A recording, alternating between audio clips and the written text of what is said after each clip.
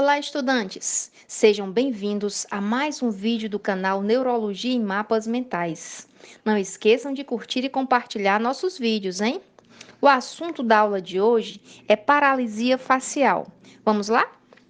Nós conversaremos a respeito da anatomia e fisiologia do nervo facial, dissecaremos um pouco mais sobre esse nervo facial, faremos um resuminho, porque tem algumas coisas que precisam ser bastante citadas e ficarem bem compreendidas para que a gente possa entender a patologia em si da paralisia facial.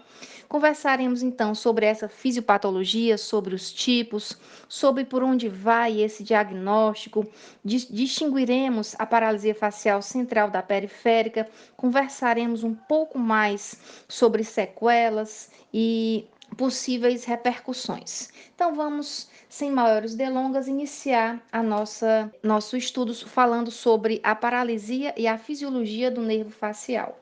O nervo facial é um nervo que faz parte dos nervos cranianos, é o sétimo par craniano e é um nervo misto, ou seja, é um nervo sensitivo e um nervo com fibras motoras. As fibras sensitivas correspondem a 20% do nervo facial. Sabemos e já vimos em vídeos anteriores que fibras sensitivas ou aferentes ou ascendentes. Neste caso do facial, na área sensitiva, subdividem-se em aferentes viscerais gerais e especiais.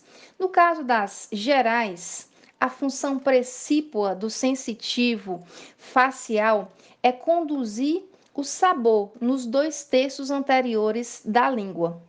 E a parte motora? Corresponde, a maioria, a 80% das fibras eferentes ou descendentes. São as viscerais gerais e especiais. No caso das eferentes viscerais gerais, correspondem ao sistema parasimpático e, neste caso, subdividem-se em nervo petroso superior maior, superficial menor e nervo corda do tímpano e nervo lingual.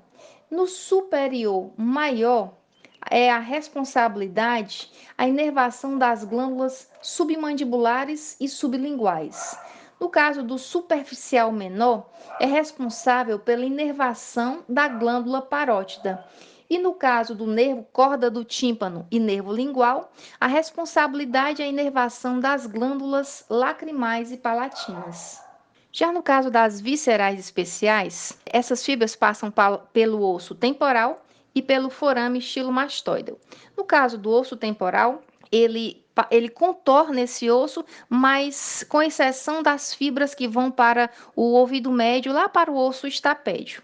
E no caso do forame estilomastoideo, a inervação é dada para os músculos auricular, para o ventre posterior do músculo digástrico, para o estilo hioide e para o platisma, e também para a musculatura da mímica facial. Afinal de contas, ele é principalmente um nervo motor.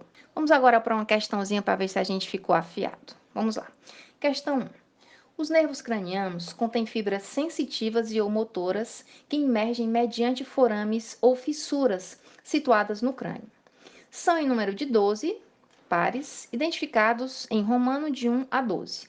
O nervo facial, do qual nós estamos falando, que é o sétimo par, possui importante função motora e sensitiva. Vimos que sensitiva 20%, motor 80% na face. Assim como participa da inervação parasimpática, nós também já vimos essa subdivisão. Entre outros sinais, uma lesão periférica próxima à origem desse nervo fará com que o paciente apresente quadro clínico de... Aí você vai dizer para mim, professor, eu não vi isso ainda não. É verdade, você ainda não viu. Você vai ver algumas coisas mais adiante. Mas eu queria adiantar essa questão para mostrar que com pouca coisa de aprendizado você já consegue fazer alguma questão até por eliminação. Veja bem, o quadro clínico com paralisia motora dos músculos faciais, uma paralisia motora dos músculos faciais, uma paralisia motora, tudo tem paralisia motora. E tá certo, porque afinal de contas, são 80% das fibras, né? Mas olha aqui uma coisa interessante, ó. Paralisia motora dos músculos faciais das partes superiores e inferiores, do lado ipsilateral, ou seja, do mesmo lado da lesão, e perda do paladar, nos 2/3 superiores da língua. Veja essa questão, ele falou dos 80% motor e falou dos 20% sensitivo. Portanto, essa primeira questão, o item correto é o item E. Mas eu posso mostrar aqui para você, ó, paralisia dos músculos faciais da parte superior do lado homolateral da lesão, acompanhada de perda de constrição pupilar. Eu não falei em constrição pupilar. Paralisia motora dos músculos faciais, aliás, essa letra D é outro nervo craniano. Paralisia motora dos músculos faciais, aqui na C, das partes superiores e inferiores, do lado contralateral, acompanhada de pitose palpebral. Não, aqui é outro par nervo craniano. Nós já, inclusive, já vimos. Paralisia motora dos músculos faciais da parte superior do lado contralateral e perda da audição. Não, também a audição não. Ele tem aumento da sensibilidade na audição, que a gente vai ver daqui a pouquinho. E outra, paralisia motora dos músculos faciais da parte inferior, do lado ipsilateral da lesão e incapacidade de olhar para baixo quando o olho é aduzido. Absolutamente. Isso aqui não faz parte das fibras do facial. Em nenhum momento, quando nós falamos aqui das funções sensitivas e motoras, nós abordamos isso. Nós abordamos apenas que ele é 80% motor, como está aqui 20% sensitivo. Na parte motora, logicamente, está relacionada aos músculos que a gente aqui acabou de citar. E na parte sensitiva, olha só, perda do paladar dos dois seios anteriores da língua. Portanto, questão 1, opção correta, opção E. Então, vamos conversar um pouquinho sobre o nervo facial, sétimo par craniano. Vamos falar sobre o percurso e depois alguns segmentos. De onde vai, para onde vai o nervo facial? Ele vai do córtex cerebral até ramificações terminais dos músculos da face, dos músculos que nós já citamos. Então, ele vai segmentar até a face. Então, assim sendo, ele se subdivide, porque é um longo percurso, em supranuclear, a parte bem superior, acima do núcleo do facial, nuclear, ou seja, o núcleo do facial, que é o nervo facial propriamente dito, e infranuclear, abaixo, jamais as fibras mais inferiores. O segmento supranuclear é subdividido em tratos córtico-nucleares e fibras extrapiramidais. O que mais nos importa aqui são os tratos córtico-nucleares, que é nada mais, nada menos que parte das fibras que cruza a linha média com inervações ipsi, ou seja, homo, ou seja, do mesmo lado, e contralaterais, preservando a metade superior da face bilateralmente. Então, são fibras, como você pode ver aqui na figura, para ficar mais claro, são regiões, olha, regiões neurônio motor superior, fibras supranucleares, vêm de ambos os lados. Toda figura que você vê em qualquer livro que você observa, Atlas, ela minimiza a quantidade de fibras, logicamente, senão ficaria incompreensível, né? Mas, logicamente, ó, se você observar o homúnculo de Penfield, essa aqui é a região da face e da língua. Então, por isso que as fibras estão vindo de cá, e logicamente de cá, né? Dos hemisférios. Então, elas vêm de um lado, ó, de um lado e do outro lado. Você percebe aqui que elas vão homolateral e ipsilateralmente. E ficam na face superior. Aqui está na face inferior, mas ó, ela tem aqui a zonazinha dela, né? Dos dois lados da lesão, você pode perceber aqui. Nós não estamos falando ainda em lesão, estamos falando simplesmente de onde as fibras ficam. Agora nós vamos mostrar para você a zona nuclear, que é o nervo facial sétimo par craniano propriamente dito. E está subdividido essa porção, esse segmento nuclear, em núcleo com grupo ventral de neurônios motores e o núcleo com grupo dorsal. Neste primeiro caso, eles são responsáveis pela motricidade da metade inferior da face. Já que é a outra porção, a supranuclear, é a metade superior. E no caso do núcleo do grupo dorsal, ele é responsável pela motricidade também da metade superior da face. Aí você vê assim, ó, metade superior. Isso faz diferença quando a gente falar em paralisia facial central e periférica.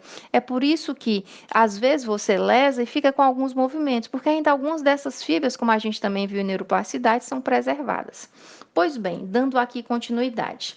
Observando-se então a figura, neste caso aqui, ó, no grupo dorsal, a motricidade da metade superior, o facial propriamente dito, vem para os dois lados, cruza-se e pega essa zoninha aqui na porção superior. Então, a porção superior recebe fibras homolaterais e contralaterais, e a inferior recebe fibras apenas do mesmo lado da inervação. E o segmento infranuclear subdivide-se em nervo facial propriamente dito, nervo intermediário e alguns segmentos. No caso do nervo facial propriamente dito, aqui em cima a gente citou nervo facial propriamente dito, mas aqui é o começo das fibras. Aqui é o axônio de fato. Então, aqui, ó, com as subdivisõezinhas dele, o ramo temporal, o ramo zigomático, bucal e assim por diante.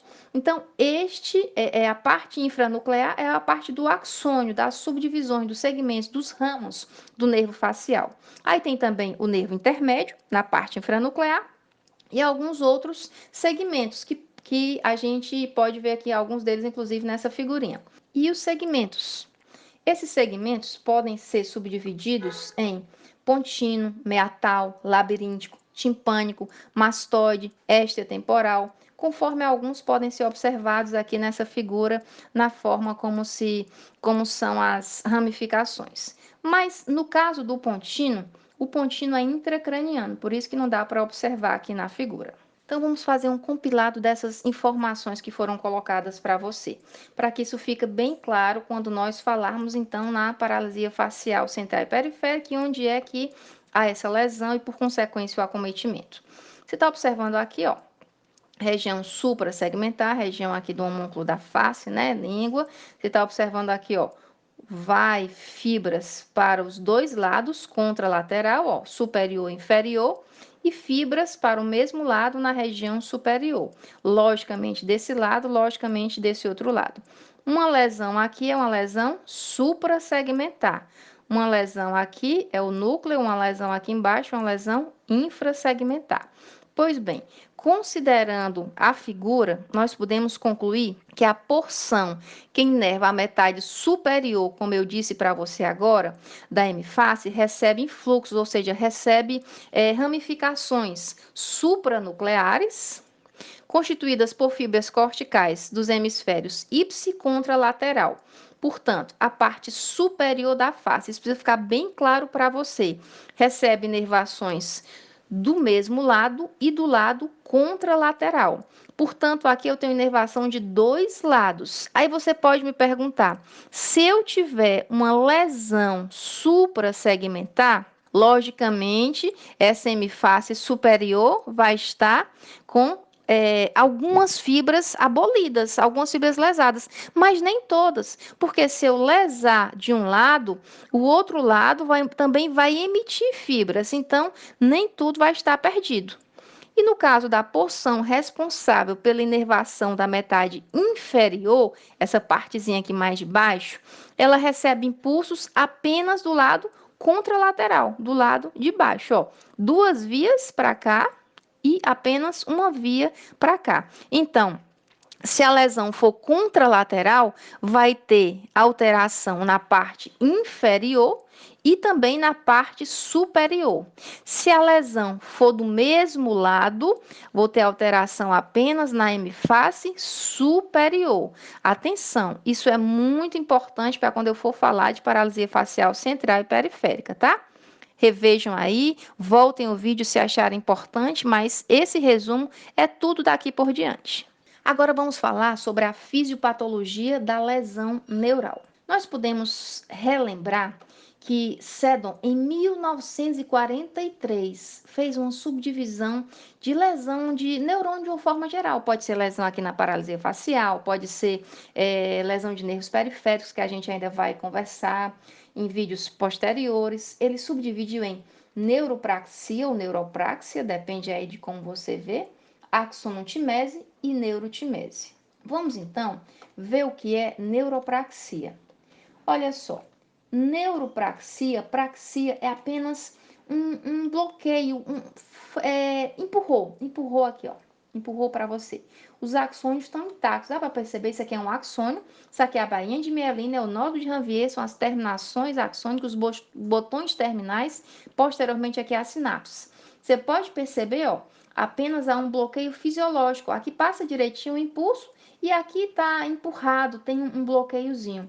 Mas esse bloqueio se normaliza em torno de 2 a 4 semanas. E é comum, esse tipo de neuropraxia é comum na paralisia facial do tipo periférica, que é também chamada de paralisia de Bell. É uma coisa bastante simples.